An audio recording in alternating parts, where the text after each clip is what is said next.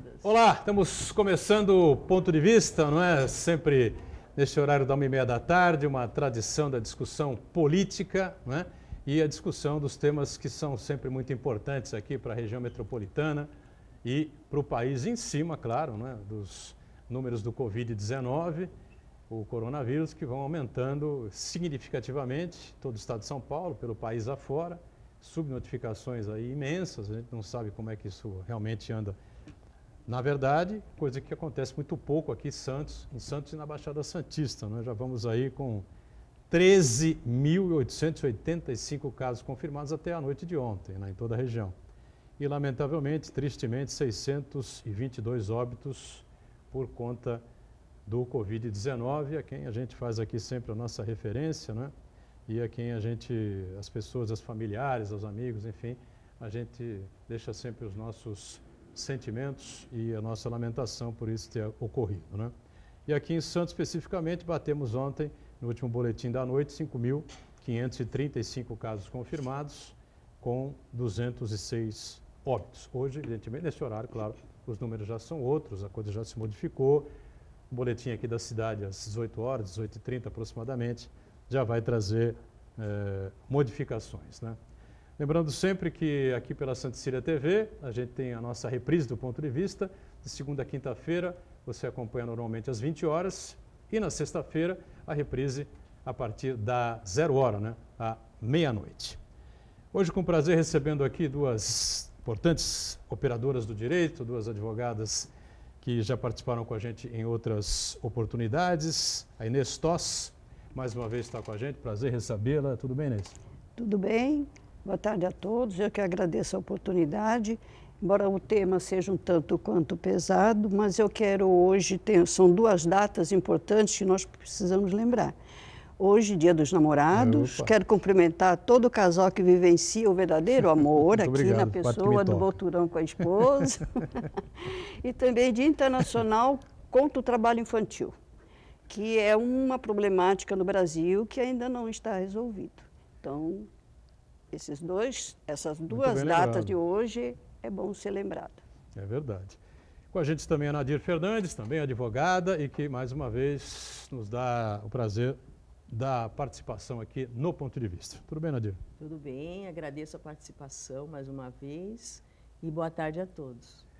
E lá na ponta, desta vez do lado oposto ao que ele já tem ficado normalmente, está com a gente também o Dr. José Stalin, também advogado, né, especialista na área do trabalho, que vai nos ajudar bastante também em mais esta edição. Prazer revê-lo também, Stalin. Tudo bem? Boa tarde, Edgar. Boa tarde, telespectadores. Mais uma vez estamos aqui a respeito da crise provocada pelo Covid-19, tentando explicar, mais até entender as coisas como andam acontecendo no país e particularmente aqui na nossa Baixada Santista. É verdade, é isso mesmo. Lembrando que você tem sempre a nossa reprise, não é? A partir da meia-noite nesta sexta-feira, nos outros dias da semana. Sempre o nosso boa noite para você que está conferindo a reprise. E lembrando, o programa ao vivo acaba às 2h30 da tarde, né? 14h30. Até a reprise, sabe Deus o que pode acontecer na confusa e combalida República Brasileira. Eram 15 ministérios, né, na época da campanha eleitoral, já vamos para 23 e tudo indica, logo teremos o 24º saindo aí, com a separação do Ministério da Justiça com o Ministério da Segurança Pública, né? E assim vamos indo, né? Lá vai o Centrão, agora até o Silvio Santos entrou no governo, né, com o seu genro. Vamos ver onde vai parar, né, tudo isso que nós estamos acompanhando aí. O problema é que as pessoas não estão recebendo a ajuda financeira devida, né? Amanhã a Caixa vai abrir, a gente vai conversar sobre isso bastante. Mas ontem aconteceu assim um caso terrível aqui na cidade de Santos, né? Os casos de violência doméstica, né, que vão se sucedendo. A gente já conversou várias vezes aqui junto com a Nadir e com a Inês a respeito desse tema, mais especificamente do Dia da Mulher, enfim, né? Mas o Dia da Mulher é todo dia, não é? E o Dia da violência, na verdade, também não tem dia específico, né? Toda hora, todo momento, né? No dia de ontem, como já foi amplamente noticiado, né, o porteiro lá do edifício Santa Terezinha, que fica no Embaré, Vitor Eduardo dos Santos Lima, acabou salvando a vida de uma mulher de 40 anos de idade, Angélica Regina de Sá Ferreira, ela que foi esfaqueada, levou 14 facadas, né, do próprio filho, né?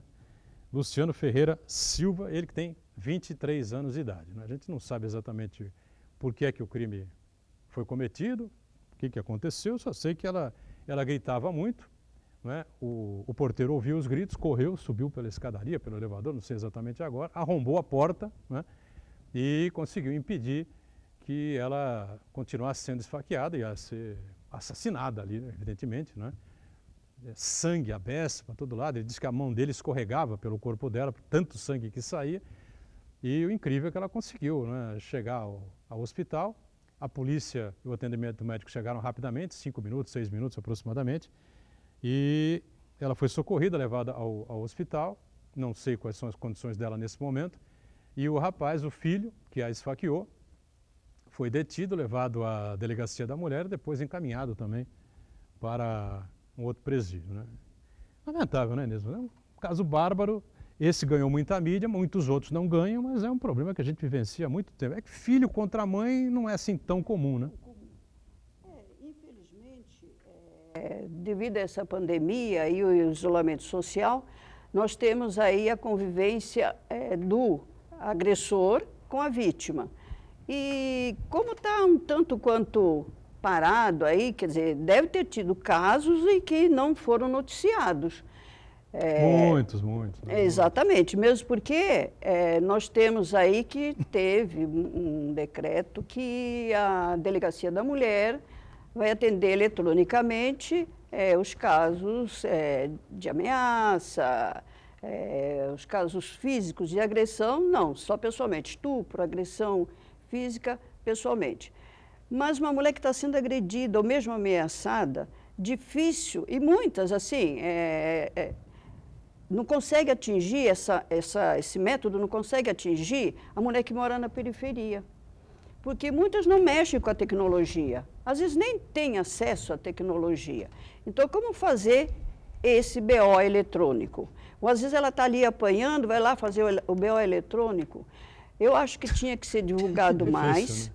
Chega a ser cômico, né? Exatamente, um telefone emergencial, principalmente aqui em Santos, que nós temos assim vários órgãos que cuidam da questão da mulher.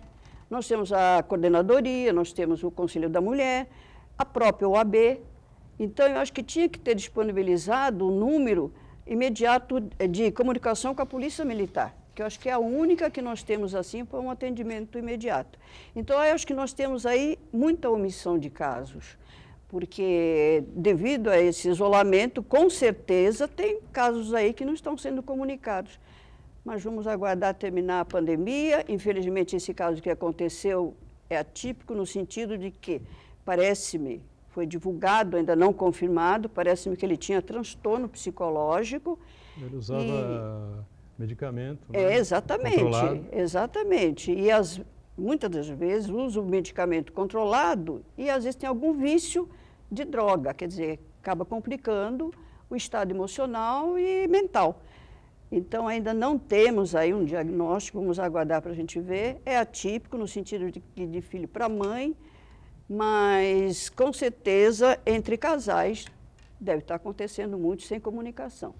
Não tem dúvida, né? A gente tem algumas informações a respeito disso. A própria ministra, né, da área social, enfim, do governo, Damares Alves, né, que dá umas declarações aí polêmicas, bombásticas, mas nesse ponto ela tem até tentado atuar bastante, enfim, né, não vejo resultados até o momento, nas tentativas que ela tem feito. Agora, realmente, como a gente falou aqui, né, Nadir, filho tentando matar a mãe assim, o feminicídio por parte de um filho não é uma coisa muito comum de se ver, né? É difícil sim, mas principalmente quando envolve droga, isso não é tão difícil assim, porque a droga, eles querem pegar as coisas nas casas dos pais para poder transformar em dinheiro para comprar droga. Aí os pais impedem, eles vão com aquela violência e agridem, e geralmente nessas casas a mãe é a única que às vezes o pai não mora junto, só a mãe, ela que é a vítima, né? E tá difícil da pessoa agora fazer um BO, de poder denunciar, então fica aguentando isso até que chega nesse extremo, que foi quase a morte. Que é lamentável, né? É verdade, foi salvo ali pela atitude corajosa, né? E ainda bem que o funcionário do prédio Teve coragem, teve aí o atitude, espírito, né? teve atitude, realmente, teve atitude, não ficou pensando duas vezes se ia ligar para alguém primeiro, foi lá e resolveu o assunto, né, doutor Stalin? Porque senão teríamos um óbito, né, iminente. São situações assim previsíveis e que acontecem na base da emoção dos dois lados, né? Eu fico imaginando esse trabalhador que foi lá socorrer a vítima, o risco também que ele correu em função disso, porque o agente aí estava totalmente fora de si, né? Não poderia prever o que aconteceria numa situação de emergência dessa. Uma situação muito difícil de entender, mas com certeza uma situação lamentável, muito triste, principalmente na época que nós estamos atravessando de grandes dificuldades. Infelizmente, como diz aqui a Inês Toss, né, esses casos são recorrentes, não mãe com filho, né, mas marido com esposa, companheiro com companheiro, namorado com namorada, namorado com ex-namorada, essas coisas todas e, lamentavelmente, nos locais mais afastados, periferia, enfim, poucas notícias, poucas informações se tem sobre isso. Embora as denúncias tenham aumentado, né, com a Delegacia da Mulher, essa coisa toda, mas, como o caso aconteceu aqui no bairro do Imbaré, né, frente à praia, né, o edifício, a coisa realmente ganhou uma proporção maior e houve uma rápida atuação não só da polícia, como também do atendimento médico e a vida dela a vida da mãe do rapaz acabou sendo salva, ele que usava medicamento controlado e parece que nos últimos dias não conseguiu acesso a esse medicamento, né, Nadir? Você acompanhou, né? Eu vi que e aí, porque não ele não conseguiu no posto pegar os medicamentos. E aí ficou sem tomar o remédio. Normalmente quem usa esses medicamentos controlados e corta a medicação por um motivo ou outro, tem aí reações perigosas, né? Inclusive pode surtar, como foi o caso desse rapaz, que agora vai ter a vida absolutamente complicada, né? Com certeza. Vai ser processado, enfim, vai condenado, tentativa de assassinato, enfim, né? Bom, meu caro doutor Stalin, e as meninas também, né, que estão aqui nos acompanhando, fazendo parte desta mesa. Obrigada pelos meninos. As nossas advogadas, né, imponentes também com a gente aqui. A reabertura da economia está acontecendo gradual. Isso cria uma expectativa aí para o trabalhor? Como é que você vê isso? A situação está muito difícil ainda. Né? Nós não temos ainda uma situação bem definida. O que nós falamos semanas anteriores, a coisa parece estar evoluindo nesse sentido. Esses 2 meses que o governo está bancando esses R$600 para o trabalhador, é insuficiente porque essa calamidade pública se estende no tempo e haverá necessidade de prorrogação dessas medidas. Então, muitas informações vieram de Brasília, contraditórias, o governo vai pagar, não vai pagar, depois o governo vai pagar mais 2 meses, vai pagar 600 ou vai pagar 300, agora já estão falando. Agora, recente, hoje, notícia de hoje, não, o governo não tem condições de pagar 600, vai pagar só 300, porque se ele pagar 600, o país vai quebrar. Estranho, né? Muito estranho, mas de qualquer forma, seja vai 600 quebrar, é bom, ou né? seja 300, há necessidade de quer dizer que não quebrou ainda, é isso? Vai quebrar, não é, você quer dizer que não quebrou ainda. Não quebrou né? ainda, exatamente. Então, o que nós estamos vislumbrando é exatamente esse caudal de medidas, e vem outras coisas aí pela frente, em decorrência disso, mas o imediato de sustentação é a questão dessa contribuição do governo que está fazendo para o trabalhador, que na verdade é uma sustentação para evitar a fome que já está instalada no país. Então, o que nós estamos vendo agora é essa promessa. Vamos ver se efetivamente o governo decreta ou edita medida provisória de prorrogação, etc., para resolver esse problema. Independentemente disso, as medidas vigentes e esse pagamento aí gerou uma série de problemas em relação ao trabalhador que não recebe, a empresa está confusa, o Ministério demora para se manifestar. Então, nós estamos aí vivendo um descompasso e uma insegurança muito grande, né? Eu não sei durante quanto tempo vai perdurar. Porém, é preciso observar o seguinte, o trabalhador que se sentir lesado, porque não recebeu, ele tem que procurar o seu empregador, tem que procurar a Caixa Econômica e manifestar a dúvida ou a dificuldade que ele está sofrendo para a percepção desse benefício. E ainda tem aquela história de que outros estão burlando aí as regras, né? Fraude, Até né? militares estão recebendo. Até militares andaram Até recebendo e o militares. presidente, não, porque nós temos uma hierarquia e tal, eu até entendo. Realmente existe uma hierarquia, mas na hora do sufoco, na hora que está faltando arroz e feijão na mesa, vale qualquer coisa, né? Seja militar, seja civil, seja lá o que for, né? E os caras burlaram e ele disse que iam recuperar esses valores, esses militares seriam punidos até agora, não tenho notícia disso, né? Se aconteceu, sinceramente, eu peço desculpas, mas não fiquei sabendo. Agora, que acusam aí as pessoas de entrar, enfim, e o dinheiro fica preso lá, né, Nadir? Ninguém está conseguindo acesso, é difícil. Muitas tentativas de se cadastrar, eles não atendem online, põe que a pessoa não tem direito e a pessoa está no fim do fim e diz que não se enquadra. Então está muito difícil. Aí eles procuram, né?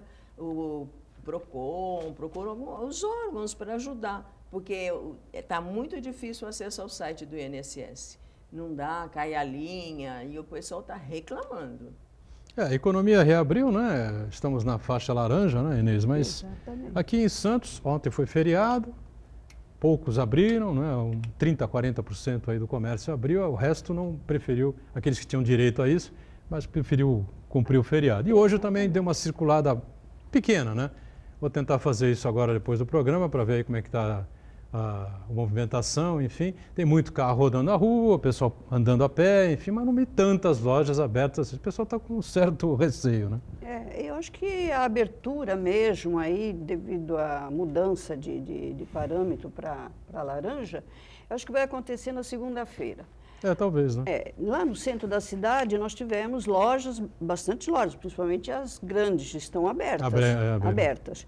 E também temos o Dia do Namorado hoje, né? Então, quer dizer, quem abriu para poder aproveitar a data, né? Recuperar um pouquinho aí. Vamos ver se funciona, né? Mas nós temos aí, eu acho, né, uma problemática, né? Porque com essa abertura do comércio, o pessoal começa a voltar, abrir, e está pendente aí uma medida provisória para se prorroga ou não se prorroga aí a ajuda do governo. E parece-me que tem uma medida provisória, acho que o doutor Stalin depois pode falar mais sobre isso, que está no limbo, né? E já passou na Câmara, já foi votada, agora está no Congresso. Só que parece-me que se não for votada dia 1º agora, o caos acontece. Porque não tem nenhum parâmetro para prorrogar a ajuda. Eles estão abrindo. Tem aí dívidas pendentes. Temos comerciantes, pessoas que não fizeram um planejamento dos funcionários intercalando entre férias, suspensão do contrato. Então, tem aí que não podem demitir nesse período, porque está dentro do período da suspensão, da quarentena, da suspensão do contrato, né? Que parece-me que tem que garantir o emprego pelo mesmo prazo da suspensão. Então, quer dizer, eles estão sem numerários. Se a ajuda do governo não vem, aonde o caixa para poder cumprir as funções deles? Então, acho que essa medida provisória aí, eu acho que o Congresso, embora eu acho que tem uma pegadinha, não sei, o doutor Stalin pode depois dizer sobre isso, eu acho que tem uma pegadinha aí que foi mudada na Câmara, foi inserido na Câmara, né, que o governo pode, através de decreto, prorrogar até 2021.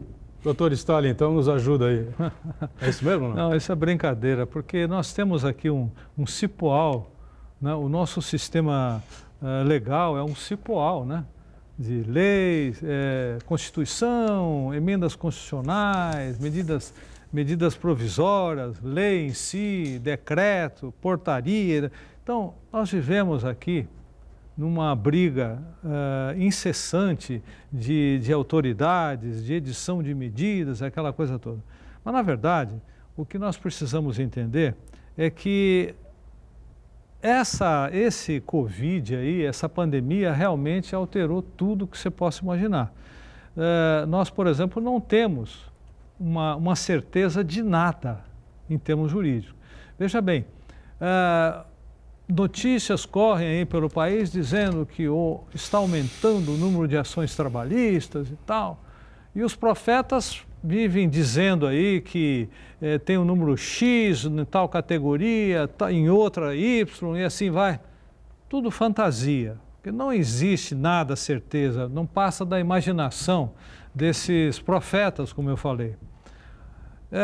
Então, nós não temos certeza de nada, a verdade é essa. Nesse cipoal de leis, essa briga entre o Poder Executivo e o Poder Legislativo, e ainda temos também o Poder Legisferante do próprio Supremo Tribunal Federal. Verdade. Então, nós estamos vivendo um momento de grande insegurança jurídica. Eu não falo insegurança política, que isso daí nós vivemos há 30 anos ou mais. Mas a insegurança jurídica é muito marcante. Nós não sabemos o que efetivamente vai acontecer.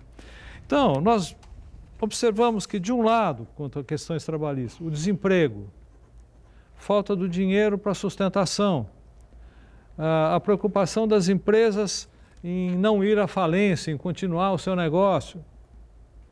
Do outro lado, a suspensão dos contratos, redução de salários, enfim, reconhecimento do Covid como doença ocupacional ou não. Então, essa salada de situação aí dificulta muito a cabeça do povo. Todo mundo, nós somos um país de mais de 210 milhões de habitantes. Então, nós temos uma preocupação muito grande. Nós não podemos nos comparar com pequenos países avançados, mais intelectualizados ou não, do que nós, mas o nosso volume, o nosso contingente é muito grande e preocupante. Então, é muito difícil preconizar as coisas. Mas, porém, a gente pode observar o seguinte: dentro do direito, a justiça é sempre acionada quando alguém quer violar esse equilíbrio que deve existir entre o interesse das partes. No caso da empresa e do trabalhador, no dia a dia, na sociedade, nós temos sempre confrontos de interesses. Então, especificamente, nós temos que olhar essa situação que vai se criando. Então, por exemplo, a medida provisória, ela estabeleceu suspensão de contrato, redução de salário, tem umas regrinhas próprias, tem empresas que conseguem cumprir, tem outras empresas que não conseguem cumprir. Tem uma terceira hipótese, que são aqueles que procuram levar vantagem numa situação dessa.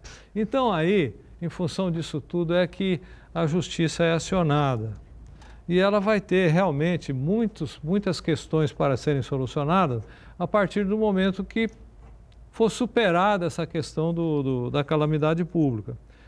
Mais que evidente que tudo vai ser discutido, principalmente nesse caso dessas empresas ou dos indivíduos que procuram, com a ganância, resolver problemas pessoais em detrimento do interesse e do direito de outros. É isso que eu vejo. Então, é muito difícil estabelecer estatística e muito difícil apresentar soluções. Por exemplo, quando o direito brasileiro admitiu e deu ênfase ao acordo individual entre o patrão e o empregado, ele gerou um problema, porque ele tirou desse sistema aí o maior interlocutor social, que é o sindicato, que é exatamente o ponto de equilíbrio entre o interesse dos dois lados. Então, esse é um ponto que será muito objeto de discussão na justiça. Provavelmente violações houve, provavelmente violações não ocorreu. Mas os reflexos não são somente na área trabalhista. Nós observamos, por exemplo, que no dia 10, antes de ontem, por exemplo, o governo editou a Lei 14.010, que dispõe sobre o regime jurídico emergencial e transitório das relações jurídicas de direito privado. Isso significa o quê? Que ele passou a, também no caso de suspensão, suspendeu e interrompeu prazos de prescrição e de decadência. Afetou também, por exemplo, o Código de Defesa do Consumidor. Os prazos aí de eventual reclamação ficam suspensos. Afetou, por exemplo, no caso de direito de família, a questão da pensão alimentícia devida, a prisão que venha ser imposta ao devedor aí recalcitrante será na forma domiciliar. É absurdo. Né? Então, tem uma série de coisas que vem acontecendo. E isso daí vai provocar uma alteração muito grande no pensamento do dia a dia, não só da população, mas principalmente dos advogados, que passarão a adotar um posicionamento assim ou assado, e a justiça, evidentemente, vai ter que encontrar o ponto de equilíbrio em função dessas alterações. Se bem que essas alterações são provisórias, mas elas com certeza se projetarão no tempo depois da vigência dela. A previsão dessa lei aqui remete tudo para outubro deste corrente ano. Então, quando faz isso, a gente fica pensando, em termos de medicina, essa doença vai subsistir em cima da gente até outubro ou vai mais para frente? Não sabemos. Sabe Deus. Entendeu? Então, são situações que nós vamos viver e vamos sofrer, mas eu acho que não há bem que tanto dure como o mal que nunca se acabe. Um dia vai ter que ter uma solução, né? Vamos para um rápido intervalo, já já a gente volta com a sequência aqui do Ponto de Vista, em instantes. Muito bem, estamos de volta, sequência aqui do Ponto de Vista. Hoje com prazer conversando aqui com um trio de advogados, né? Aqui à esquerda a nossa Inês Toss, a Nadir Fernandes e o Dr. José Stalin também participando com a gente, né? E a OAB, né, estabeleceu aí um auxílio emergencial, né, como faz o governo federal, né? Só que a OAB está oferecendo muito menos, né, do que o governo federal está pagando. Né? A pessoa já reclama dos R$600, que vamos combinar, realmente é muito pouco, né, para ajudar o brasileiro de maneira geral, mas, né, aqueles mais necessitados é uma força aí, né, uma forcinha, não tem dúvida, né?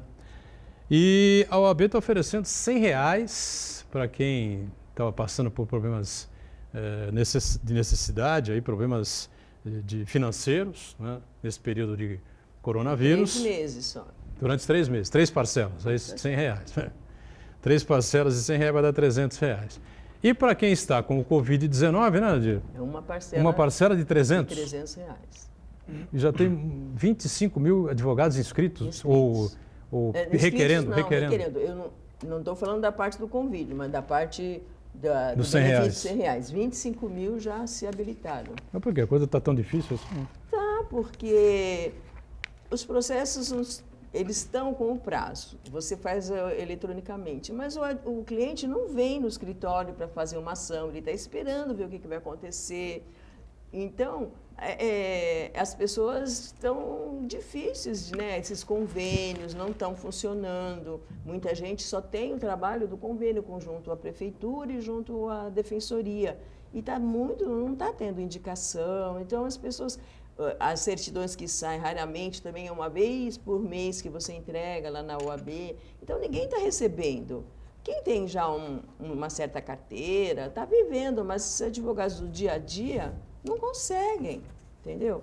Às vezes é um escritório virtual que só vai no escritório quando tem um cliente para atender. Então, está difícil. É isso, né, Inês? O pessoal mais jovem, por exemplo, deve estar com muita dificuldade, né? Os que estão começando agora, por exemplo, né, que não tem aí já uma carteira, ou às vezes até trabalham em escritórios, prestam serviços em escritórios, com os escritórios fechados, ficaram sem trabalho. Então, eu acho que a OAB, a de São Paulo, federal, com essa ajuda de R$100, é o mínimo. Não dá para ajudar um pouquinho mais, não? Será possível? Nós aqui em Santos... É possível. A OAB de Santos, com certeza, ela arrecadou alimentos e ia fazer cesta básica, né? Como fez, se eu não me engano, em conjunto com a Associação dos Advogados. E, quer dizer, aí acho que a federal também. Mas São Paulo isentou não, adiou a cobrança da mensalidade, da anuidade, até, se eu não me engano, acho que outubro, por aí. Então, adiou, não isentou. Mas que é uma coisa assim, são arrecadações que é feita de todos os contribuintes, os advogados do Brasil inteiro. Então, acho que eles têm aí um parâmetro de limite, né, que pode estar ajudando. Agora, São Paulo tem aí incluído, se não me engano, mais uns 3 ou 4 estados que entraram aí, né, na OAB-Prev, né? Acho que aí esses que são filiados à OAB-Prev poderiam estar recebendo uma ajuda, que não fosse o total não, claro, né, lógico, não vai das contribuições. zerar o caixa lá, mas... Exatamente, mas nesse caso emergencial, né, principalmente quem está aí com o Covid, mais ainda deve estar necessitando, né? Então, acho que são situações que devem ser examinadas. E aí, eu acho que também, né, o advogado idoso, muitos no escritório estava lá alugado, quer dizer, como pagar aluguel? Né? Como ter acesso aos equipamentos se tem que ficar em casa? Trabalhar de casa. Transferir o escritório para casa, pois né? Pois mas é difícil. Essa parte de videoconferência, por exemplo, não é todo mundo que tem não o equipamento que sabe, certo não em usa casa. tecnologia, Você tem no escritório, mas tem em que casa, transferir o escritório para casa, né? Ele já fica aí, E aí, às doutor Stalin, R$100, não dá para ajudar um pouquinho mais o pessoal, não? Realmente Meu é Deus muito do pouco. céu. Realmente é muito pouco, mas acho que é a única forma, no caso aí, que a OAB pode fazer isso. Apesar, no nosso caso especificamente, o Estado de São Paulo, a OAB São Paulo, contribui com 45% das receitas da OAB Federal. Então, isso tem um valor significativo muito grande. Muito grande. E penso até que existe um movimento de caixa muito grande, né? Uma reserva de caixa muito grande. Eu acho que dá para sustentar até mais do que R$100. Isso realmente parece ser muito pouco para os advogados. Né? Para um advogado. Em função até do que eles contribuem anualmente com uma fatia bastante grande dos seus rendimentos, né, para poder sustentar o sistema. Contribui mais que isso, né? Muito mais. Nossa. Quase Quanto R$900 né? 800 e pouco, quase 900. Por mês? 10 não, vezes não, por ano. Bom, vezes vai cair da cadeira agora aqui. 80 e pouco mensal. Contribui com 800 por mês, recebe 100? pouco mensal. Mensal. 89, bom, mesmo assim, né? Quase R$90 por mês. Mesmo assim, né? E eles isentaram algumas, agora, por exemplo, prorrogaram você depois que terminar a pandemia, né, ou quarentena, aí você volta a pagar. Mas aí até você conseguir o dinheiro, não é fácil, não. Não, é muito complicado, tá louco. Bom, situação difícil, acho que a OAB precisava se coçar aí e criar um novo sistema para ajudar um pouco mais, né? O custo operacional do advogado hoje é muito grande. Por quê? Já há algum tempo, com a implantação do processo eletrônico, transferiu-se para o advogado toda a instrumentação processual. Ele tem que ter um equipamento completo, né, uma estação de trabalho muito completa, tem que ter elementos para manipular esse sistema. São equipamentos caros, os sistemas, software também caro, né? Tem uma série de coisas. Então, a montagem do processo hoje pertence exclusivamente ao advogado. E depois, lá na justiça, ele fica nas nuvens, né? Nuvem no bom sentido, né? Porque realmente o sistema é esse. Então fica lá e é manipulado através do sistema também, todos os escaninhos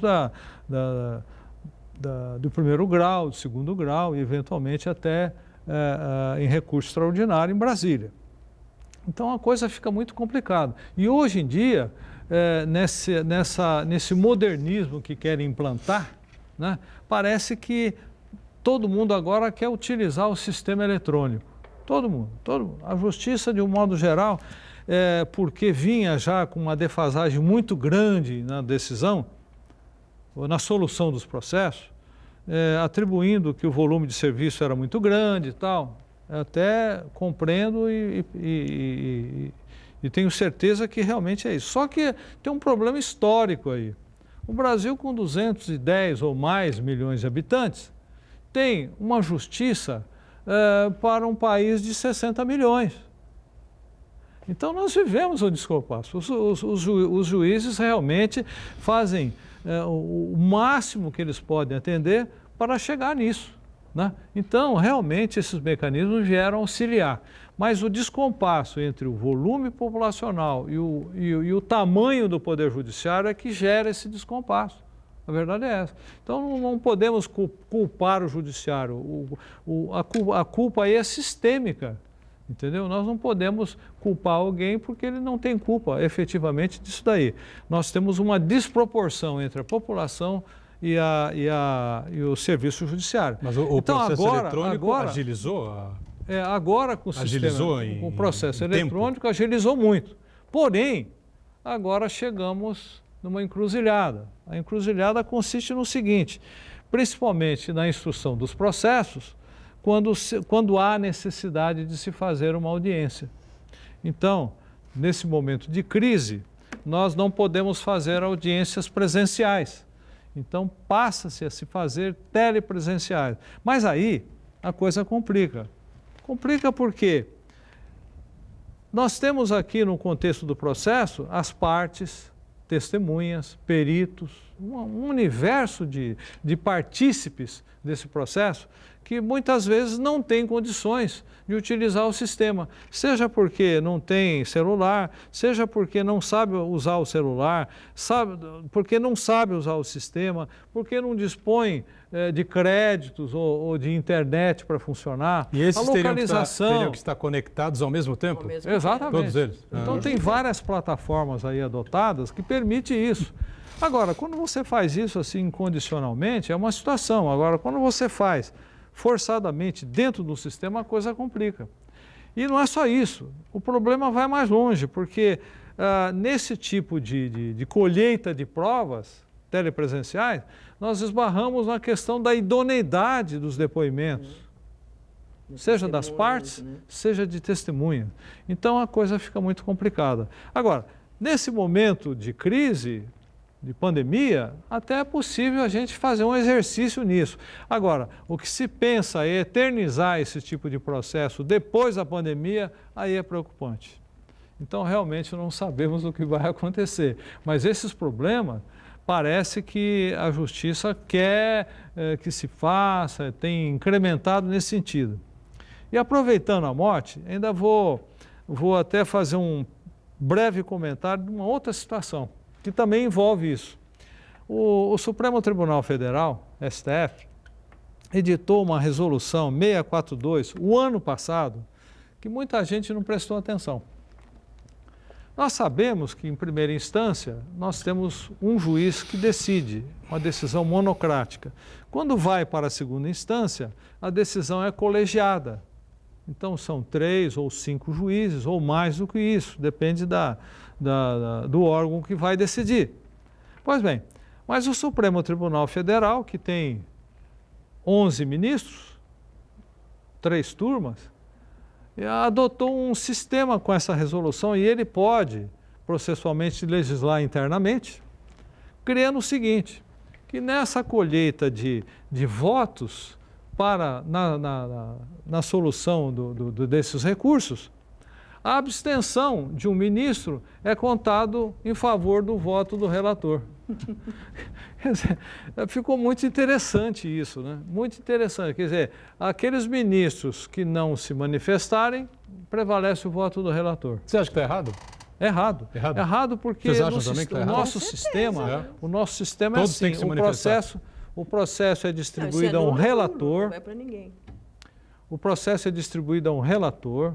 Esse processo depois passa pela revisão de um revisor e depois, na sessão de julgamento, são colhidos os votos dos demais juízes.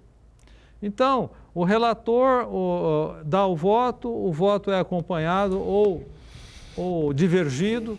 Nesse caso, o terceiro ministro aí, ele vai divergir, vai redigir um voto em separado e é colhido o voto dos demais, ou seja, acompanha-se o relator ou o revisor. É assim que funciona, isso vem em escala para todos os tribunais.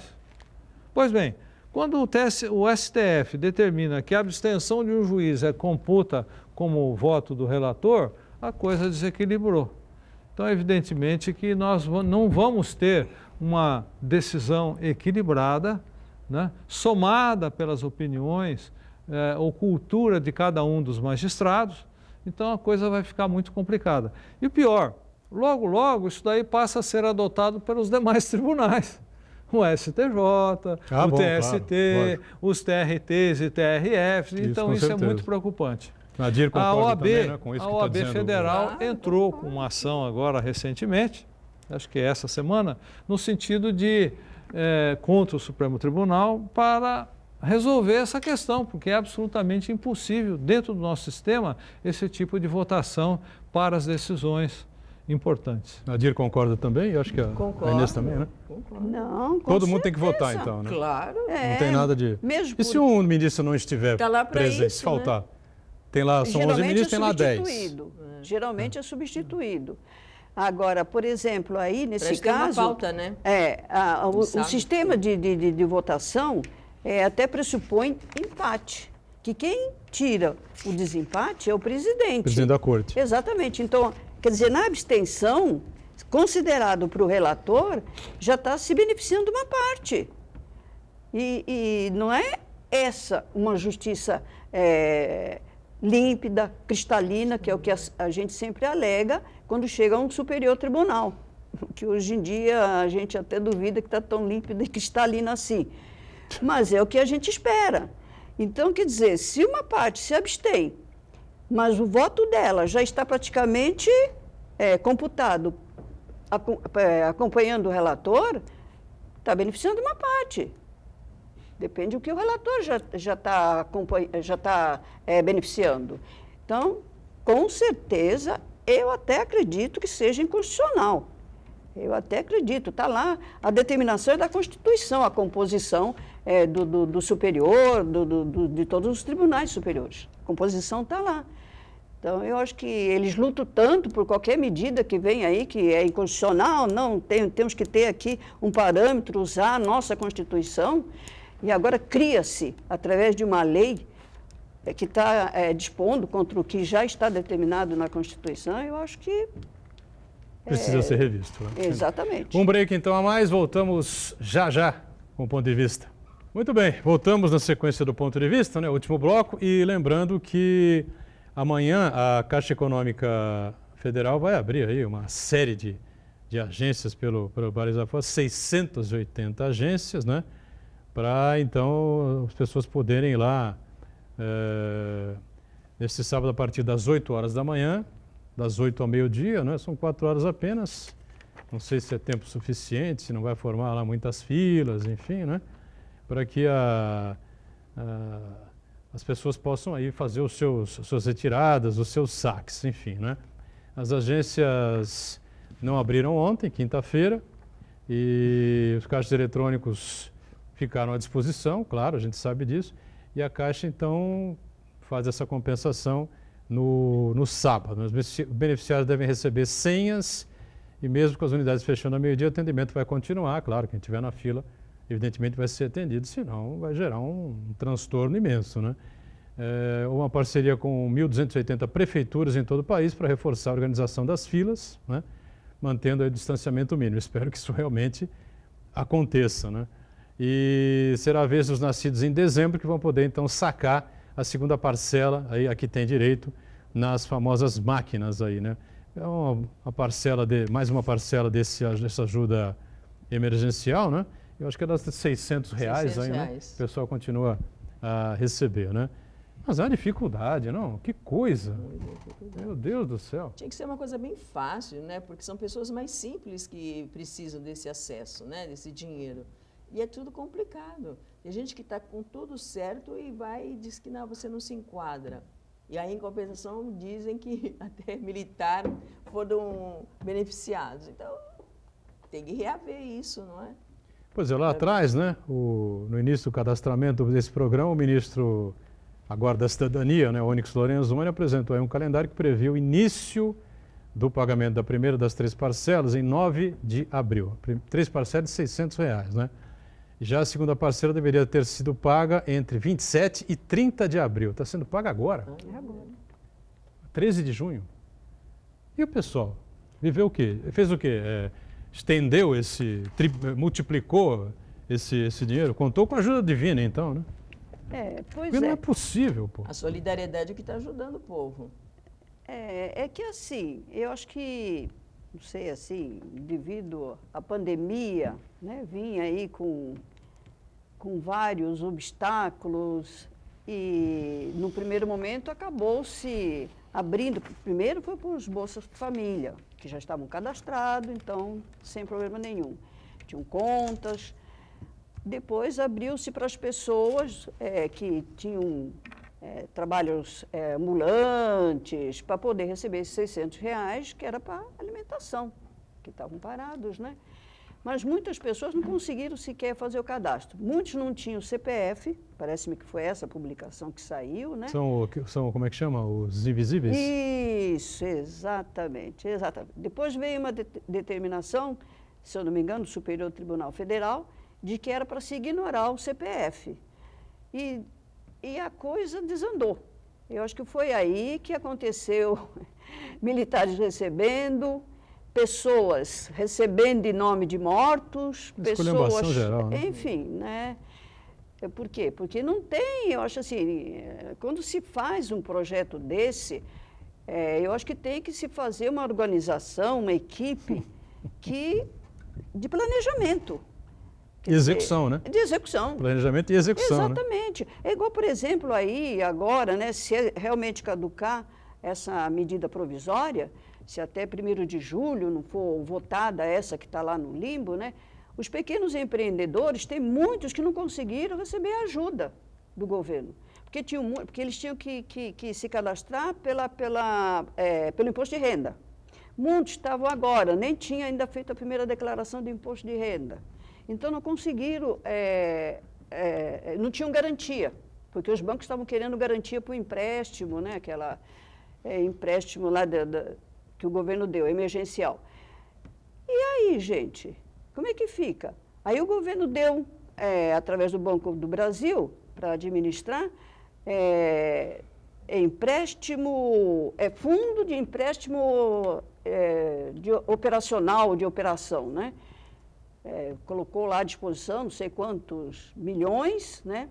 Mas que não pode ter uma inadimplência de 85%. Se tiver, vai ser cortado o benefício. E muitos nem sequer receberam. O cara vai para a miséria de uma vez.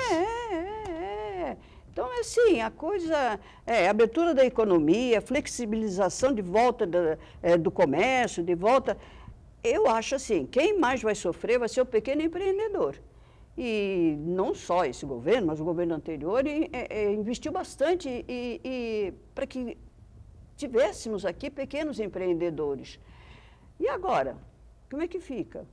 Eu acho que eles precisam de uma atenção especial nessa flexibilização, essa volta das atividades, do comércio, né? da economia, mesmo porque muitos não têm mais de 2, 3 funcionários, mas têm funcionários. E tem as obrigações. Tem não só fiscais, mas tem lá as pessoas que eles trabalham. Então, quer dizer, eu acho que tem que ter um olhar, porque senão nós vamos ter uma quebradeira aí pela frente. Na última reunião ministerial, né, aquela que foi filmada, né, e parecia que estavam na igreja, né? Todos calados, todos se posicionavam. Só falava lá o Paulo Guedes, falava eu via também a ministra Tereza Cristina falando, e não sei quem lá falou, enfim, né? Nem o presidente falava. E aí, meu caro doutor Stalin, o Paulo Guedes descobriu os invisíveis, né? Achou os invisíveis. Isso porque na reunião anterior, a reunião lá não quero chamar de prostíbulo, porque é uma ofensa... Dos palavrões. As trabalhadoras do sexo, né? Então, mas naquela várzea que nós assistimos lá no dia 22 de abril, ele disse que vamos perder muito dinheiro, né, salvando os pequenos e médios. Vamos ganhar muito dinheiro salvando as grandes, enfim. É uma coisa inacreditável. E por outro lado, a gente vai acompanhando aí um número cada vez maior de demissões que vão acontecendo, especialmente por aqui, né? Muito difícil. Eu gostaria de fazer uma observação também que eu esqueci com referência àquela lei 14.010 de antes de ontem, diz respeito aos condomínios. Quer dizer, num período da pandemia, e aqui está estimado até 30 de outubro, teriam que ocorrer algumas assembleias com mudança de síndico, etc. E tal. Então, o que acontece? Essa lei, ela permite que se faça as assembleias através do teleprocessamento. E no caso de impossibilidade, essa lei prorroga os prazos de mandato até 30 de outubro. Quer dizer que o síndico que deveria sair... Porém, ela assevera que o síndico tem obrigação de prestar contas. Muito interessante, né? Isso, num período tão grande de praticamente 9 meses, muitas assembleias teriam que ser realizadas, ou vão ser realizadas dessa forma. Ou não sendo, o mandato fica prorrogado, né? Agora, o síndico vai ter que prestar contas, e é o óbvio que colocaram nessa lei, a verdade é essa. Outro fator muito importante é em razão dos falecimentos que ocorrem ou que já ocorreram a partir de 1º de fevereiro e até 30 de outubro deste ano, que existe um prazo para a família abrir o inventário, abrir a sucessão. E nesse caso também ficou prorrogado, porque esse prazo não vai ser cumprido em tanto tempo de suspensão. Os cartórios então estão fechados, foi prorrogado até abertos. 30 de outubro Tá a abertura da sucessão, ou a abertura dos inventários também. Esse é um que eu gostaria de assinalar, porque é um fato importante no nosso dia a dia, né? Ah, não, os cartórios estão funcionando, é o que peguei no gancho do Stalin, ele achei que não, mas Não, os cartórios funcionando. não foram fechados, né? Não. Ficaram mas abertos, Não, enfim. fechado, Existe o porta problema fechada, de locomoção. Recebe? Isso, com limite faz o de atendimento. pessoas, faz. Ah, tá. Com horário marcado e tal, né? Isso, Mas existe problema de locomoção, de sim. obtenção de documentos, contato com pessoas e tudo. Então, nesse momento, ainda estamos com dificuldade de deslocamento, né? Tem que tirar cópias, uma série de Certidões ações, disso, certidão disso, daquilo, tem que ir em vários lugares. O cartório de protesto funcionando normalmente também, inclusive notificações que eu faço a administração, notificações, porque nós tivemos muitos proprietários aí usando de desmandos, de abuso de poder em cima de inquilinos, porque não pagaram os primeiros meses e estavam aí fazendo um desmandos, se apropriando dos bens das pessoas, trocando fechadura. Quer dizer, tudo isso não vem a público, mas aconteceu tudo isso para um pequeno empreendedor. É isso que eu estou colocando. O pequeno empreendedor, ele está sofrendo não só devido aí à pandemia, está sofrendo também devido à impaciência, porque, lógico, se uma pessoa aluga um imóvel, eu não vou dizer que ele não precisa também, né? Mas tem que ter todo um entendimento da situação que nós estamos passando. Faz acordos. Especialmente se o inquilino é bom, né? Exatamente, faz acordos. Se é um inquilino ruim, já aproveita e fala, bom, meu amigo... Mas não é isso que está acontecendo, não estão fazendo. A gente tem feito acordos no escritório, né? A gente dilui, não teve aumento para ninguém que ia ter aumento agora nesse período. Não fiz, quer dizer, tudo de acordo com o proprietário. A gente chama e conversa. Eu acho que tem que ter um entendimento para um equilíbrio aí entre as partes, porque nenhum fique devasado, né? Ou fique aí nas necessidades. E a gente tem feito acordo. Não teve os aumentos, muitos estão recebendo aí ajuda do governo e as parcelas estão demorando, então a gente, dentro do mesmo mês, a gente parcela o aluguel. Então, olha, essa epidemia veio para um olhar para o outro e ver que o que acontece com ele vai acontecer comigo. O que acontece comigo acontece claro, com ele. Dúvida. Infelizmente, muita gente não pensa assim, não né? pensa, mas vai ser obrigado a pensar daqui para frente. E aquela coisa, né? Você tem um inquilino lá, um imóvel, aquela coisa e tal, o cara cuida bem do imóvel, paga direitinho, por que isso vai para cima do cara, né? Sabe que o cara está tomando um prejuízo danado? Se for em que área for, ficou fechado 70 dias. Né? Os restaurantes fizeram o delivery e tal, mas o movimento não é igual, né? É que muitos também, proprietários, ficaram com medo, porque saiu uma nota, não lembro mais se foi fake ou não, de que o governo ia editar uma medida, ou superior, não sei, de que os aluguéis não iam ser pagos, ia ser prorrogado. Pô, quer dizer, está legislando sobre instrumento particular, sobre contrato particular. Sabe? Então o pessoal ficou apavorado. Aconteceu de tudo, né? De tudo. Nessa pandemia para o mundo. O Brasil é um pandemônio, né? O doutor Stalin colocou ali do condomínio, né, da Assembleia. A lei ali está atingindo uma lei privada, uma lei particular, que é a convenção. Então, quer dizer, isso de prestar conta, todo síndico tem que prestar contas, né? Mas prorrogar um mandato que está lá na convenção, dizendo que, aliás, é jurídico isso, terminou o mandato, não tem mais poder sobre aquilo.